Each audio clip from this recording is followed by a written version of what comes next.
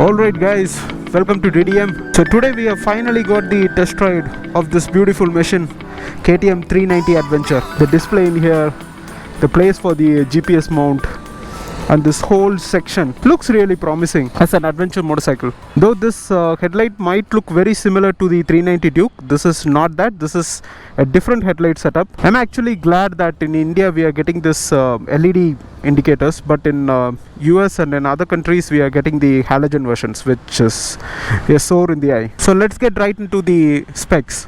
And coming to the engine, this is a fuel injected liquid cooled 373cc engine, which is carry forwarded from 390 Duke. So it's literally the same engine, it's the same gearbox ratios, and there is nothing different from the 390 Duke as far as the engine and the gearbox is concerned. And also, as the engine is exactly the same, the other things which you get with the engine, like the power assisted slipper clutch, it's also there in this engine. But the major difference from the Dukes and the Adventure is the suspension. As you can see, the front has a longer travel suspension, and this has a travel of 170 meters in the front. In rear you get a monoshock, and this monoshock has a travel of 177 millimeters, which are obviously larger than the Dukes. So your 390 or your 250 Duke, so they have a smaller suspension like 150 millimeters. So this is 170 in the front and this is 177 in the rear. So obviously this has a long travel suspension, mainly to cater the needs of the Adventure. And coming to the tires, so as you can see, this is a Metzeler Tourance tire, which is obviously tubeless, and the size of this is 190 in the front. And in rear also you get the same Metzeler Tourance tires, obviously tubeless, and the size is 130 by 80. And going forward, KTM is not going to have the same Metzeler Tourance tires. The reason is because Metzeler tires are actually imported from China, and because of all the current import problems which are going on, KTM is not able to source the Metzeler tires from China.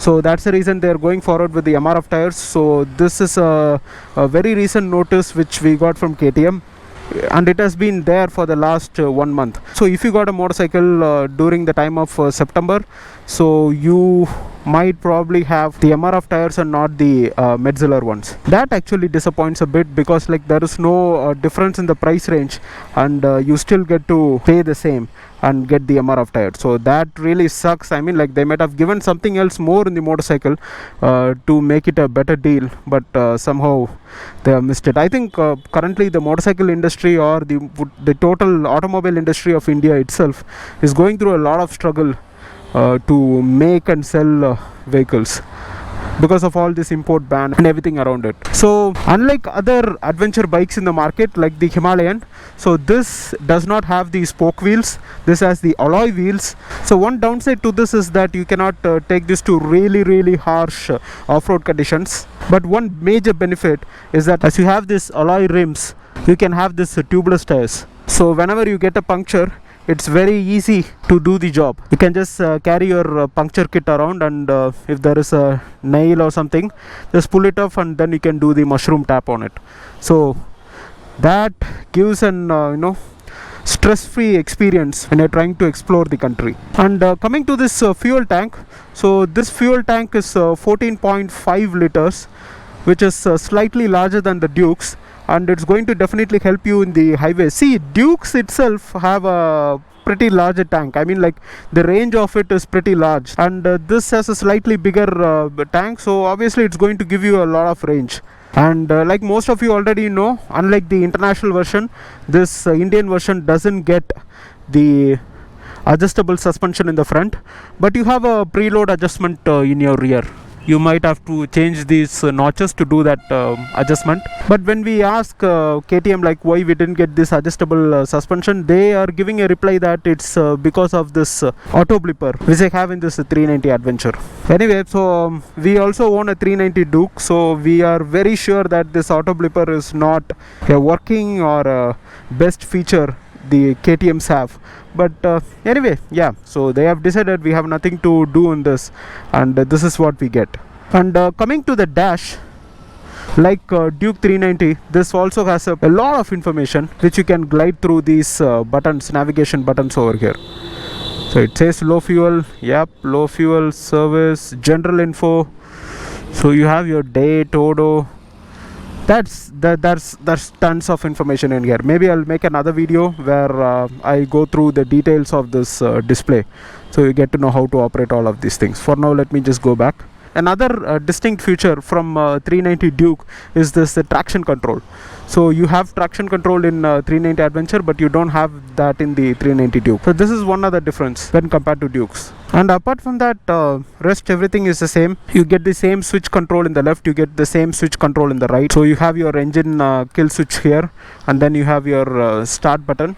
You have your display controls over here, you have your indicators button here, and then you have a horn here. And by default the low beam is always on. So if you want to flash, you can do like this, and if you want to put the high beam on, all you have to do is just lift this up, so the high beam will be on. So let me put in low beam again. So this is what it is. And then again the same adjustable clutch levers like you have in your 390 Duke. I have kept it in the 5th notch. 5th notch is the smallest, and if you want to keep it at 1, that's going to be the farthest reach. So if you keep it at 1, it's going to be really far. So see, I'm not able to reach that well. If I wear gloves, I'm definitely not going to reach this comfortably. So let me push it and keep it back to 5th notch. Yeah, now it is comfortable for me. And if you look at the pillion now has more space to sit. So if you are more into pillion comfort in your highway rides, then this is definitely a good motorcycle to go with. The rear brake light is also LED. You also get your LED indicators. So though this exhaust might look similar to Duke, this is not. This is a different exhaust. So unlike Dukes, we do have this visor in here, which was supposed to help us in the highway rides at high speeds, but I'm not sure. Let's test that out. Let me start the motorcycle.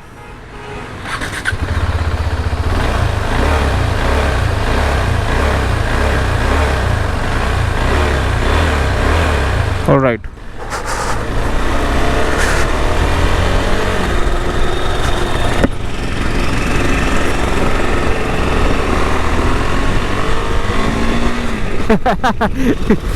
The first obvious thing which will surprise you this motorcycle is the engine. Look at that.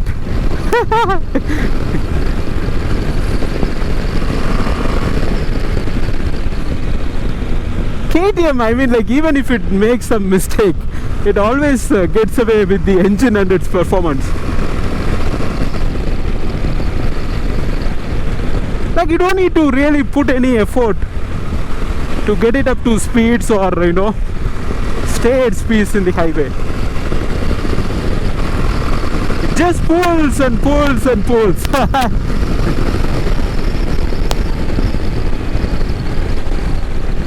Wow, I am at 80 km speed, as you can see in the display, and the wind blast is just too much.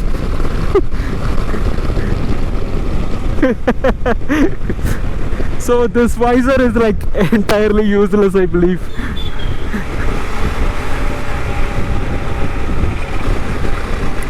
Let me take a U-turn here.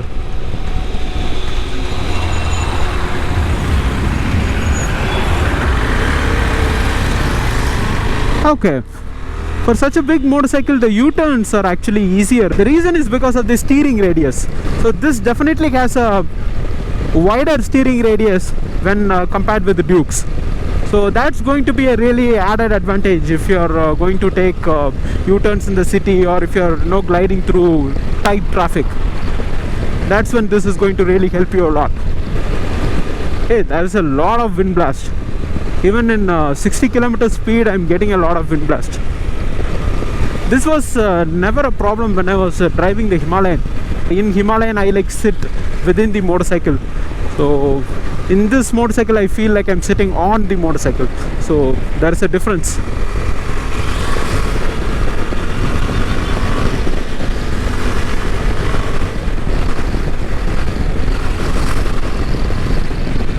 The Merciless tires are really good.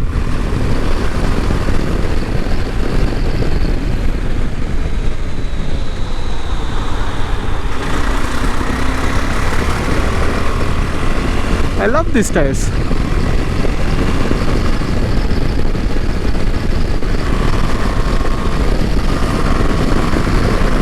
The wind blast is just too much.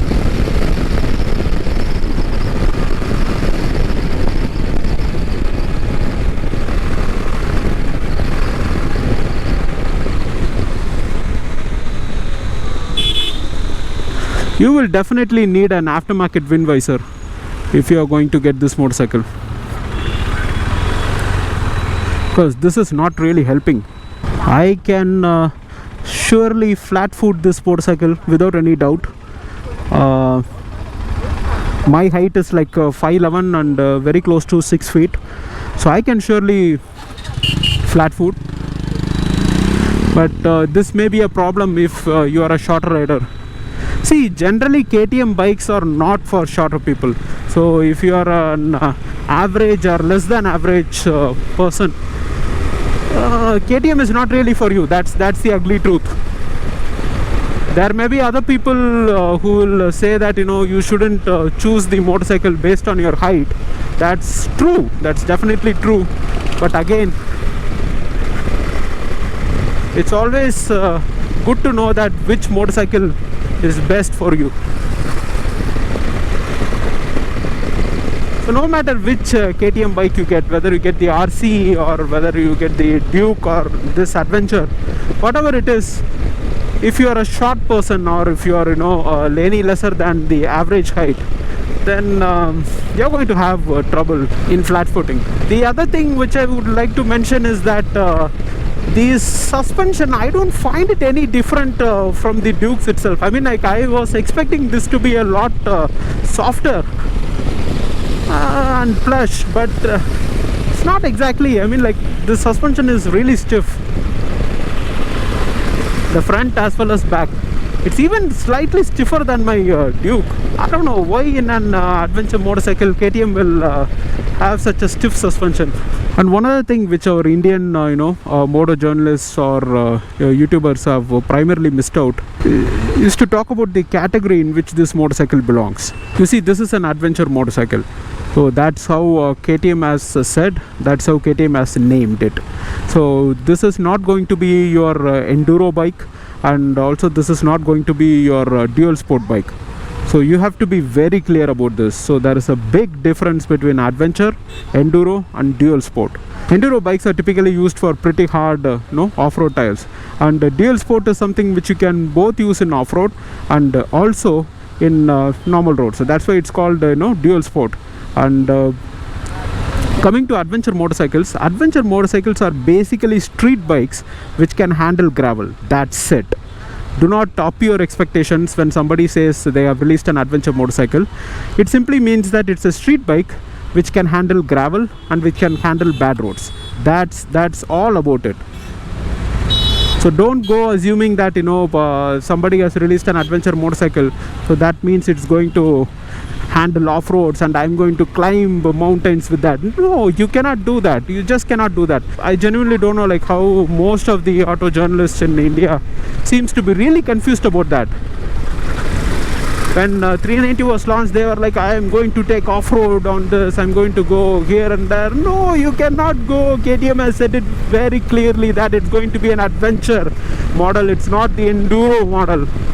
That's a difference, man. I don't know how they missed it out. But anyway, so as for adventure bikes are concerned, within 4 lakhs, you have only 3 bikes currently. One is the 390 Adventure, the other is the Himalayan, and the last one is the newly released BMW 310 GS. So these are the only 3 motorcycles which are currently available in the market, and most possibly I think next week or the week after we will be getting the 250 Adventure. So these are the affordable adventure bikes which we have in India currently. And speaking about dual sport bikes, the only proper dual sport bike which you have in India is the xpulse, which is from heromotorcorp. So that is the only dual sport motorcycle which is available in India, which is also affordable. So if you want a dual sport, then get an xpulse And if you are getting an adventure, you have these 4 options available. Fourth option is yet to come, but still, yeah. So these are the 4 options which are available and will be available in the adventure category. And speaking about enduro, most times the enduro bikes are not street legal at all. So you have to buy the vehicle and you have to drive only in the dirt or off-road tracks. You cannot drive it on the road. It's not going to be registered.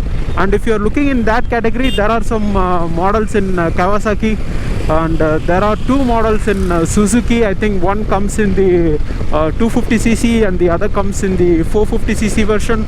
So there are like 2 enduro bikes from Suzuki. So as from what I know, these are the only enduro bikes which are available. And if you are serious about dirt tracks, if you are serious about off-roads, if you want to climb mountains with it, go for these enduro bikes. And if you want to tour and tour and tour, then adventure is the category you belong.